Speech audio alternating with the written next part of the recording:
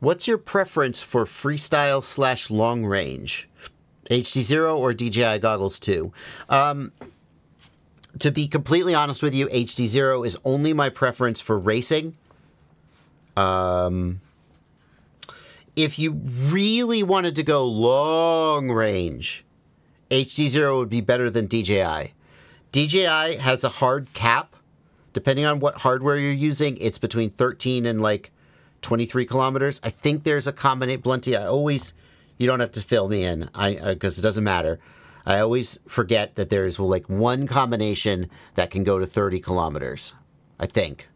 But the bottom line is that somewhere between 13 and like 30 kilometers, there's a hard cap where the DJI O3, the DJI Vista will not go any further, no matter how strong the signal is, no matter what antenna you use, it just drops off. It has something to do with the way that the radio system works. If you're going further than that, HDZero can be a winner. But the problem is this, HDZero, there's no way to get increased output power.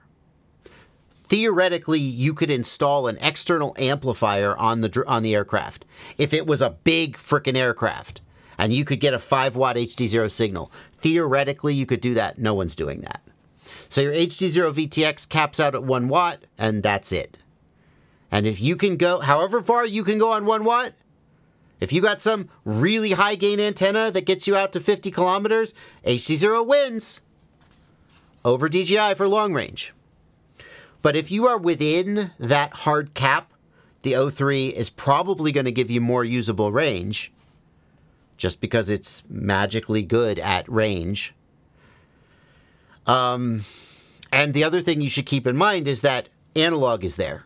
So a lot of people who fly long range choose analog, even though the image quality is not the best, because when you're flying long range, well, what are you going to look at? You're going to look at the horizon. You're going to look at the trees on the ground. What do you need high resolution for? And with analog, you can crank that output power up. You can buy off the shelf a 10-watt VTX right now, an analog VTX. It's not legal to use in the US, but it doesn't stop a lot of people. So theoretically, analog is really the ultimate winner when it comes to long range. Blunty says, with the O3 and the Vista, when used with the goggles V2, the range limit is 13 kilometers. Yes, correct.